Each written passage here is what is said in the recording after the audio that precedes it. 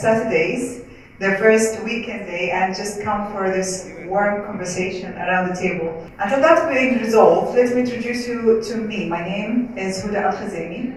I'm currently director for Center for Cybersecurity in NYU Abu Dhabi. I'm assistant professor as well on NYU, but I spent 12 years prior. I have like a total of 18 years of experience. 12 years of them was on sovereign funds, investments, creating Silicon Valleys, micro threads of Silicon Valleys around UAE. I started my education in UAE University in the Department of Electrical Engineering. Then I switched to information security. I got a master's degree in mathematics and cryptology, and then I get a PhD in cryptology. And then while working, because I've done all of this while working in the beautiful, very grueling and very tough industry of, trying to create small industrial platforms in UAE. So I realized the power of understanding how to raise investments and how to understand valuation of businesses and valuation of companies. So we went ahead and across, and you see on my itinerary a bit of legal background and investment. So I prepared a bit of slide to ask you, how many of you around the room have a very preset definition of what is Silicon Valley and where did it start?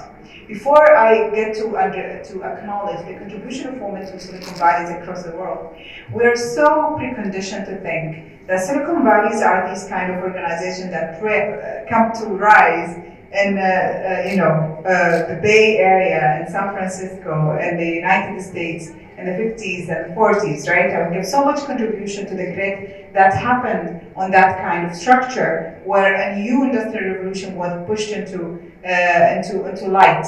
And to think of it, when you try to understand where did it start, who's the person who this started, this kind of fascinating dream of getting industry together started with, you get to see that most of the literature directly to Frederick Terman, who's the dean of engineering at that point of time at Stanford, and was great conversation to have when I was like doing the research and data in here. But I will share with you something later on. Like there has been a lot of contribution to this Silicon Valley coming into light from women bodies across the same area in Santa Clara Valley that was not contributed in the literature. And this is what we call always by the hidden effect of women that comes into every other industry where they do so much, but they always do it behind the corridors or behind and for them, they're part of the support system, and which is understandable, which is great. So at a certain point of time, it's understandable. But it's not only women, it's also other nationalities or other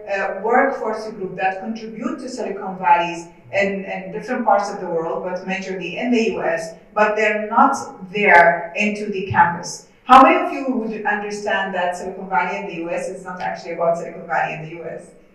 What is the working force of this powerhouse and engine of Silicon Valley in the US? Or for Silicon Valley being in New York or in San Francisco?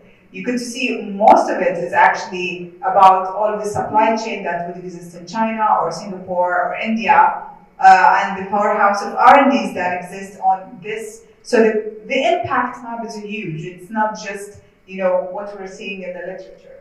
So it falls into this fourth industrial revolution or the revolutionary waves, where we wanted to always create something, either steam power or either going to Mars or going to the moon or going somewhere in the world. And I will give you a stream of hope here, because after every crisis, after any single crisis like a war or the burst of internet bubble that happened in 2001, there is always some kind of a major technological revolution that happens that changes the world for the positive.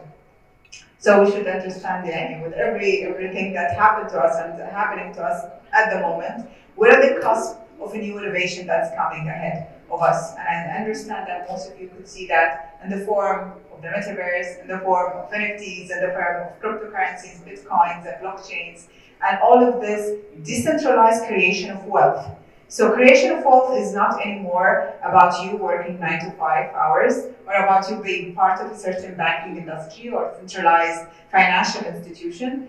The creation of wealth is based more into the gig economy, into the creation economy, into people who are not part of the map, but they're somehow controlling the wealth creation today, where it's about also the teenagers who are not part of the wealth and creating it, and the women as well across the board. So this is another perception of how this kind of waves of elevation are being created, where we should understand that the responsibility that comes into our plate today is much more intense than what it used to be in the past. In the past, we used to think of one stream of industry that collectively work to grow, but today it's actually about having 50 different pathways of industry that are unified in one platform, and that's a bit of what we're having here, the digital platform. So it's about biochemistry, aviation, cybersecurity, AI, robotics, mechanicals, and all of these engines coming into,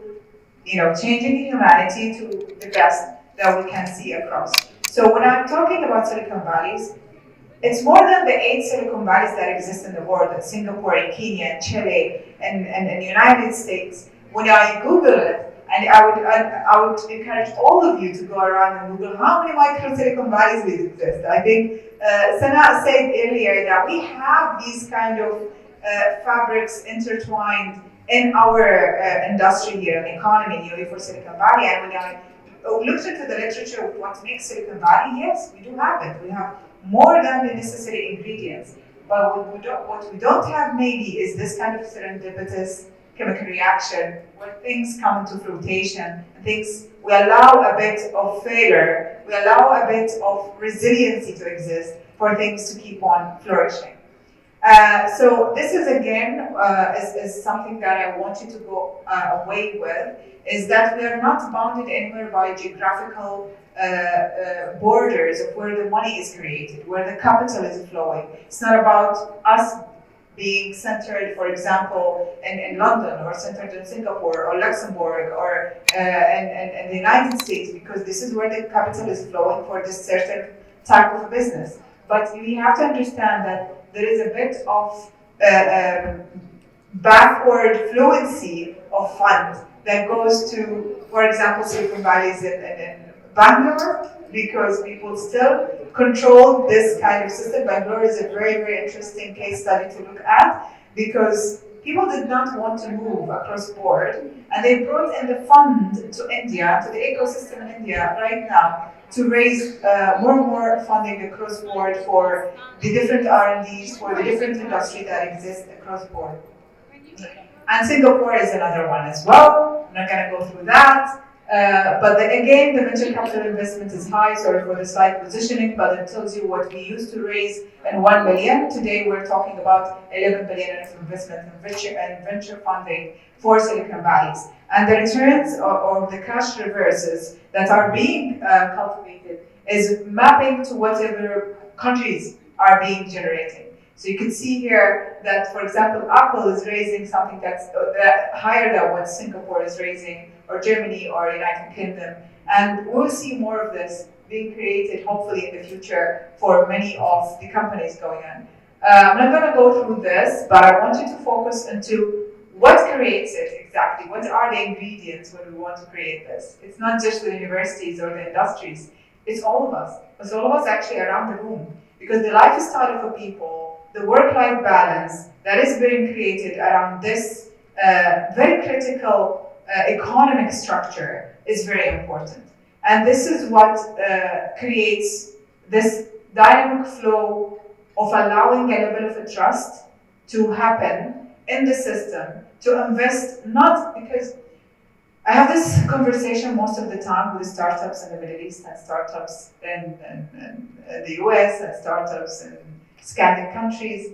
And I noticed that we have a very daring investors when it comes to someone who's coming from a startup in the US or someone who's coming to startup in London, because they will invest in pre-seed idea or an ideation process, not on prototypes, not on ready-made concepts. While in the Middle East, they want to have a bit of security for the investment, so they will invest in mature businesses or startups that are past a certain series of investments, a certain series of valuation, like to make sure that they have a solid valuation in the market. And to me, it's weird because it's again sometimes it's the same investor. It's the same investor that who would exist in Silicon Valley's in the US who would definitely invest on something that's on paper for you in the US, but here in UAE, for example, or the Middle East, they would like to have much more insurances to control the risks around their investments.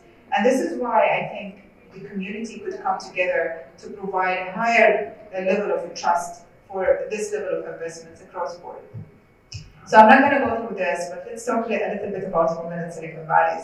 And let's talk about the fact that the first woman in Silicon Valley existed before the founder that I introduced earlier on in the 1868. And she was a mother of five, and she was as well a lawyer, an aspiring lawyer who started by changing the law of investing or trading when it happens to in Santa Clara as well. And when you are talking about what's the percentage of women working in Silicon Valley, in the US, it's only 9%. But when you look at this kind of statistics across map, especially here in the GCC, I think the percentage of women investing back in economy in UAE is around 25%. 25% of that is a huge level of commitment, I would say, from the women community across board. I don't know how many of you know this picture already, but this is not the real picture, but it's the creation of the picture of the first lady who wrote the code for the mission to take us to the moon, or to take humanity to the moon.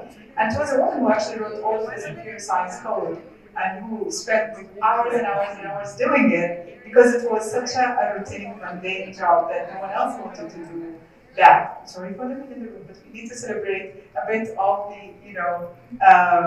of the success that comes on board in here. And again, when it comes to the VC investors across board, I think the percentage that I've looked at is 12% in Silicon Valley in the US, but again, in UAE, it's much more higher than that. And I think I don't want to go through this, then I'll skip the rest of my slides here.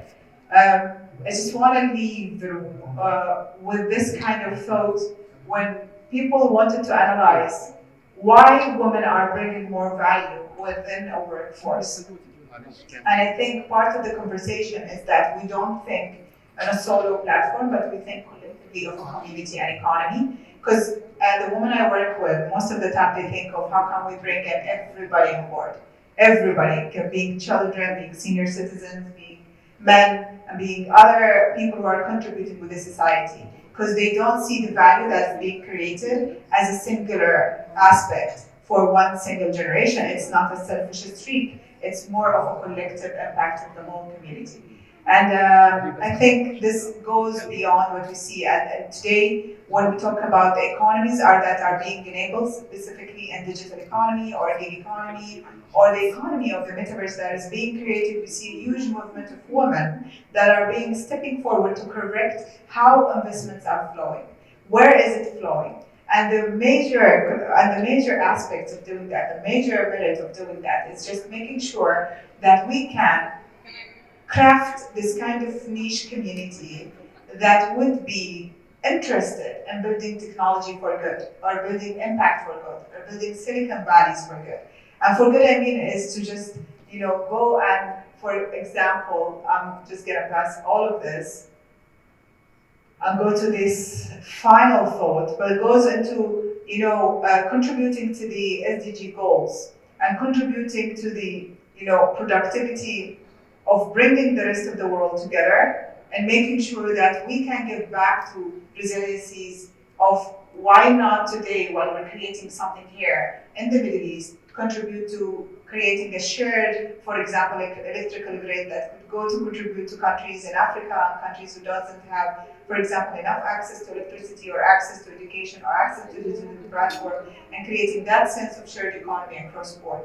So I think most of the ideas that we see around the working groups that we have at the moment is clustered around that. And it's all about collaboration. again, bringing industry, private sector, government sector together, making sure that you focus on well-being of the citizen, not just short-term revenues and investments, but making sure that you focus actually on bringing value that is persevering, bringing more of the roots to what economy will be constituted of in the next 50 years or 100 years to come for all of us. Thank you so much.